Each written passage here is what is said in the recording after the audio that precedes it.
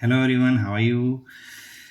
चलो, today I'm going to discuss you about some interesting facts जिसके हिसाब से आप फ्यूचर एंड ऑप्शन मार्केट में काम कर सकते हो। तो सबसे पहले हम जानते हैं फ्यूचर क्या है, फ्यूचर ट्रेडिंग क्या है और हमको कैसे डेटा एनालाइज करके उसके अंदर काम करना चाहिए, राइट। तो फ्यूचर मार्केट के बारे में थोड़ा पता करते हैं। फ्यूचर मार्केट में क्या डेटा पॉइंट्स देख के हम मंदी या तेजी की कॉल ले सकते हैं। तो सबसे पहला इंपॉर्टेंट पैरामीटर होता है फ्यूचर मार्केट में काम करने का, जो हमें कुछ डेटा बताते हैं। तो डेटा क्या होते हैं? डेटा का मतलब सारे ट्रेडर्स और सारे इन्वेस्टर डेटा के हिसाब से काम करते हैं, कुछ टेक्निकल के हिसाब से काम करते हैं। तो मैं आपको डेटा पॉइंट्स बता रहा हूँ जिसके हिसाब से आप आपका टेक्निकल नॉलेज इंप्रूव करके इसमें पैसे बना सकते हो, ठीक है। चलो पॉइंट पे चलते हैं। तो सबसे पहले डेटा पॉइंट्स होते हैं मोस्ट एक्टिव कॉल्स।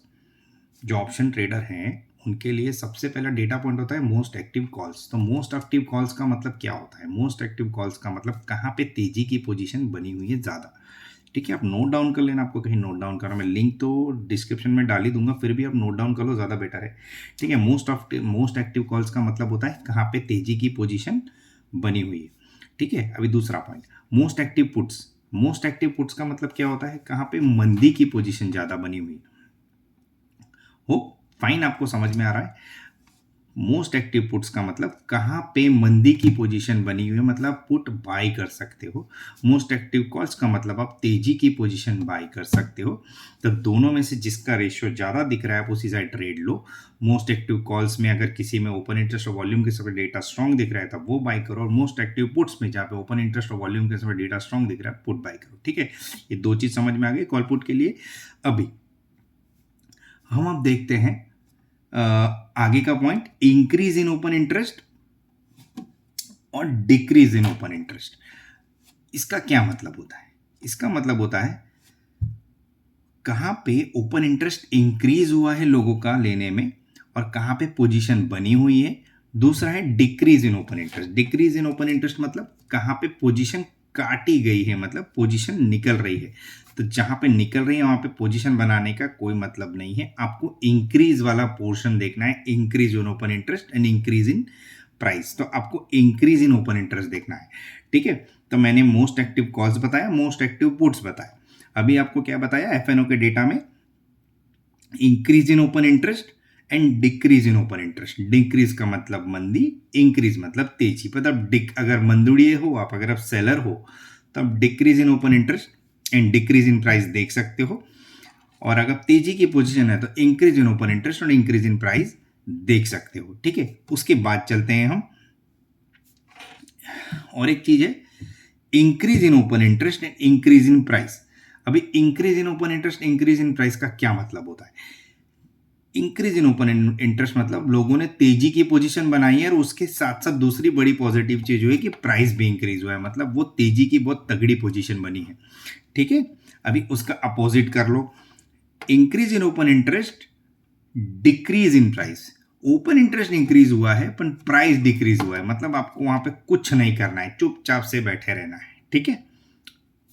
फाइन, आपको समझ में आ रहा है ना मैं जो जो भी क्लियरली बता रहा हूं? एकदम से नहीं समझ में आएगा, थोड़ा थोड़ा डेटा एनालाइज करके आपको समझना पड़ेगा, ठीक है। उसके बाद आगे चलते हैं, decrease in open interest and decrease in price मतलब मंदी की पोजीशन बनी है या तो अभी वहां पे सैचुरेटेड पॉइंट आ गया, ठीक है। ये बहुत इंपॉर्टेंट पॉइंट है, इसे नोट डाउन कर लेना आपको जहां भी करना है। Decrease in open interest and decrease in price मतलब मंदी की पोजीशन बनी या तो अभी बाइंग में किसी को इंटरेस्ट नहीं है। अभी और एक पार्ट इसमें आए, decrease in open interest and increase in price. समझ रहे हो बात? ओपन इंटरेस्ट डिक्रीज हुआ है पर प्राइस बढ़ा है, तो वहां भी आपको कुछ नहीं करना है, आपको चुपचाप से बैठे रहना है। आपको increase open interest increase price में तेजी करनी है, increase open interest decrease price में कुछ नहीं करना है। Decrease open interest and decrease price में आपको सेलिंग करनी है। Decrease open interest and increase in price मतलब आपको तेजी करनी है। नहीं सॉरी, यहां पे कुछ नहीं करना है सॉरी यहां पे कुछ नहीं करना है आपको। अभी सबसे लास्ट पार्ट आता है एफएनओ रोल ओवर, जो बहुत ही इंपॉर्टेंट डेटा है मेरे हिसाब से। क्यों? एफएनओ रोल ओवर का मतलब होता है कि कितने लोगों ने पोजीशन रोल ओवर की है, स्ट्रॉन्ग रोल ओवर बोलते हैं इसको।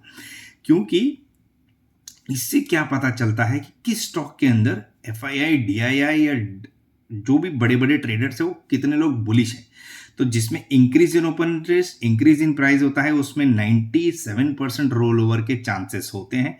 तो कई लोग ये डेटा, रोल ओवर का डेटा बहुत स्ट्रांगली देखते हैं। और रोल ओवर का डेटा कहाँ पे देखना पड़ता है आपको? रोल ओवर का डेटा एक्सपायरी के लास्ट डे पे देखना होता है कि कितने लोगों ने डेटा मतलब पोजीशन रोल ओवर की है। रोल ओवर मतलब फॉर एन एग्जांपल मैंने HDFC बैंक बाई किया है 1450 रुपए में, ठीक है, और उसका प्राइस घट गया है। एक प्रोबेबिलिटी है कि घट गया है 10 रुपए। अभी मुझे बेचना नहीं है, मुझे लग रहा है एक प्रोबेबिलिटी कि आगे जाएगा, तो मैं क्या करूंगा, डिस्काउंट पे ये प्राइस चल रहा है पर उसका प्राइस अगर प्रीमियम पे होगा, मतलब 1450 से अगर मेरे को 4 रुपए काट के भी उसको लेना पड़े तो मुझे लेना पड़ेगा, क्योंकि मैं ज़्यादा लॉस में नहीं निकल सकता, ठीक है, क्योंकि ऑलरेडी 10 रुपए है। तो मुझे आगे के फ्यूचर के जो कॉन्ट्रैक्ट है उसके 2-4 रुपए प्रीमियम ज़्यादा चल रहा होता है, ठीक है, या तो कम भी चल रहा होगा, कोई फर्क नहीं पड़ता 2-4 रुपए से। बट अगर पोजीशन लॉन्ग रखनी है तो हम रोल ओवर कर देते, ये कॉन्ट्रैक्ट बेच के हम दूसरा कॉन्ट्रैक्ट लो लेते, क्योंकि एक्सपायरी पे तो वो कॉन्ट्रैक्ट खत्म हो जाएगा, तो कोई मतलब नहीं है रख के, तो हम उसको रोल ओवर करते हैं। जिसमें स्ट्रांग रोल ओवर है उसमें तेजी की पोजीशन बनती ही बनती है। सो आपको ये इंपॉर्टेंट डेटा देखना चाहिए, ठीक है। चलो फिर से मैं रिटरेट कर देता हूँ आपको क्या क्या समझना है, नोट डाउन कर लेना। आपको देखना है most active calls, most active puts, ठीक है, कहाँ पे ओपन इंटरेस्ट और वॉल्यूम है उस हिसाब से मोस्ट एक्टिव कॉल्स और मोस्ट एक्टिव पुट्स के डेटा मिलेंगे। दूसरा देखना है इंक्रीज इन ओपन इंटरेस्ट और इंक्रीज इन प्राइस, तेजी करनी है, इंक्रीज इन ओपन, फिर उसके बाद देखना है डिक्रीज इन ओपन इंटरेस्ट, मतलब मंदी करनी है, ठीक है। हाईएस्ट ओपन इंटरेस्ट कहाँ पे है और हाईएस्ट लोएस्ट ओपन इंटरेस्ट कहाँ पे है और हाईएस्ट ओपन इंटरेस्ट कहाँ पे, ये भी एक डेटा हो गया, ठीक है। ये कुछ डेटा है, आप नोट डाउन कर लेना, मैं सब लाइन बाय लाइन बता रहा हूँ आपको। उसके बाद increase in open interest and increase in price, मतलब यहाँ पे आप तेजी की पोजीशन डेफिनेटली बना सकते हो। उसके बाद आता है increase in open interest, decrease in price, यहाँ पे आपको कुछ भी नहीं करना है, ठीक है। उसके बाद आता है decrease in open interest and decrease in price, मतलब मंदी, ठीक है। या तो आपको कुछ नहीं करना है तो चुपचाप से बैठे रहो। Decrease in open interest, decrease in price मतलब सेल, ठीक है, डिक्रीज सेल, इंक्रीज बाय, ठीक है। अभी लास्ट में आता है decrease in open interest and increase in price. तो ये साइडवेज ट्रेंड पकड़ के चल सकते हो या तो छोटा मोटा तेजी का पोजीशन बन रहा है, अभी उतना इंटरेस्ट से नहीं बना है पर बन सकता है, तो एक प्रोबेबिलिटी है। अभी जो लास्ट में आपको बताया मैंने रोल ओवर का मतलब मैं पोजीशन आगे वाली कॉन्ट्रैक्ट ले रहा हूं। जैसे जो फ्यूचर कॉन्ट्रैक्ट्स होते हैं उनके मंथली कॉन्ट्रैक्ट होते हैं, जैसे ये सितंबर 29 को है तो अगला अक्टूबर को आएगा, फिर नवंबर को आएगा, फिर दिसंबर को आएगा। ये सब कॉन्ट्रैक्ट्स है, फ्यूचर फॉरवर्ड कॉन्ट्रैक्ट बोल सकते हो, तो कॉन्ट्रैक्ट बोल सकते हो। जो स्टॉक फ्यूचर है वो मंथली कॉन्ट्रैक्ट्स में ट्रेड होते हैं, स्टॉक ऑप्शन भी मंथली कॉन्ट्रैक्ट में ट्रेड होते हैं, पर इंडेक्स ऑप्शन जो है वो वीकली एवरी थर्सडे एक्सपायर हो जाते हैं, तो उसमें हम रोल ओवर नहीं कर सकते, वो निकालना ही पड़ता है, ठीक है। तो वीकली कॉन्ट्रैक्ट जो होते हैं वो निफ्टी और बैंक निफ्टी के ऑप्शंस के होते हैं, स्टॉक के होते हैं मंथली, ठीक है। तो आप स्टॉक ऑप्शन में भी पोजीशन लेके ट्रेड कर सकते हो, बट स्टॉक ऑप्शन आप रोल ओवर नहीं कर सकते, उसका डेडलाइन होता है, वो जीरो भी हो सकता है, बट स्टॉक जीरो नहीं होता है। इसलिए मैं प्रीफर कर रहा हूँ कि आप स्टॉक्स में ज़्यादा काम करो या तो स्टॉक फ्यूचर में काम करो, क्योंकि उसमें लॉस होने की प्रोबेबिलिटी बहुत कम हो जाती है, क्योंकि शेयर का प्राइस जीरो नहीं होगा, ऑप्शन का प्राइस जीरो होगा। तो जब भी आपको लग रहा है आपको किसी स्टॉक में लॉस हुआ है तो थोड़े पैसे डाल के फ्यूचर का लॉट लेके छोड़ दो, शायद 1-2 दिन या तो 4-5 महीने में, 4-5 महीने तो ज़्यादा टाइम होता है ट्रेडर्स के लिए, शायद 10-15 दिन में आपको प्राइस आ जाए तो आप ऑप्शन में जो लॉस है उसको इसमें से रिकवर कर सको, ठीक है। आई होप आपको सब समझ में आ गया होगा कैसे फ्यूचर एंड ऑप्शन में डेटा के हिसाब से ट्रेडिंग किया जा सकता है। ये सारे डेटा आप एनालाइज करोगे तो आपको काम करने में बहुत मजा आएगा, है ना। आई होप आपको ये वीडियो अच्छा लगा होगा। अगर आपको कुछ इन्फॉर्मेशन अच्छी लग रही है तो इसको लाइक, शेयर और सब्सक्राइब जरूर करें और बेल आइकन दबा दें ताकि आपको बेनिफिट रेगुलर मिलता रहे और रेगुलर अपडेट्स मिलता रहे। चलो, thank you very much, bye bye.